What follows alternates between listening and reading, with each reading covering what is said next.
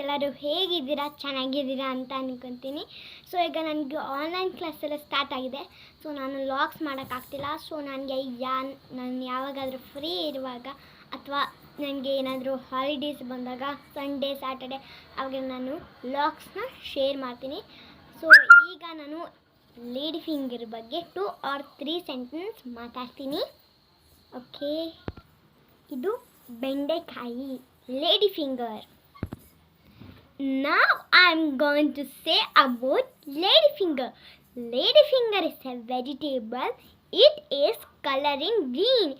It is also known as okra. It is rich in many nutrition like vitamin B6 and folic acid. Fiber are present in this vegetable which helps us digestion in food. Eat ladyfinger twice a week. It is good for our memory power. Okay friends, lady finger ನಮ್ಮ ಬೆಳ್ ಥರ ಇದೆಯಲ್ಲ, ತುಂಬ ಚೆನ್ನಾಗಿದೆ. ಅದಕ್ಕೆ ಅನಿಸುತ್ತೆ ಇದನ್ನು lady finger ಅಂತ ಕರೆಯೋದು.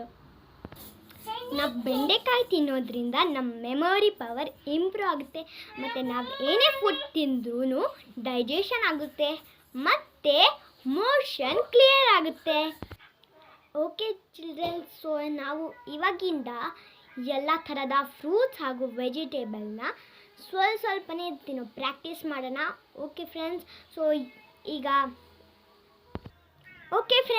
ಈಗ ಈ ಎಲ್ಲ ಥರದ ಫ್ರೂಟ್ಸ್ ಹಾಗೂ ವೆಜಿಟೇಬಲ್ಸ್ ನಮಗೆ ಬಾಡಿಗೆ ಮತ್ತು ನಮ್ಮ ಹೆಲ್ತ್ಗೆ ಒಳ್ಳೆಯದು. ಸೊ ನೀವು ಈ ದಿನ ಎಲ್ಲ ಥರದ ಫ್ರೂಟ್ಸ್ ಹಾಗೂ ವೆಜಿಟೇಬಲ್ಸ್ನ ತಿನ್ನಿ.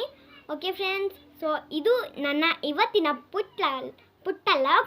ಸೊ ನಿಮಗೆ ಈ ವಿಡಿಯೋ ಇಷ್ಟ ಆಗಿದ್ರೆ ಲೈಕ್ ಮಾಡಿ, ಶೇರ್ ಮಾಡಿ, ಸಬ್ಸ್ಕ್ರೈಬ್ ಮಾಡಿ ಮತ್ತು ಸಬ್ಸ್ಕ್ರೈಬ್ ಪಕ್ಕ ಇರೋ ಬೆಲ್ ಬಟನ್ನ ಕ್ಲಿಕ್ ಮಾಡಿ.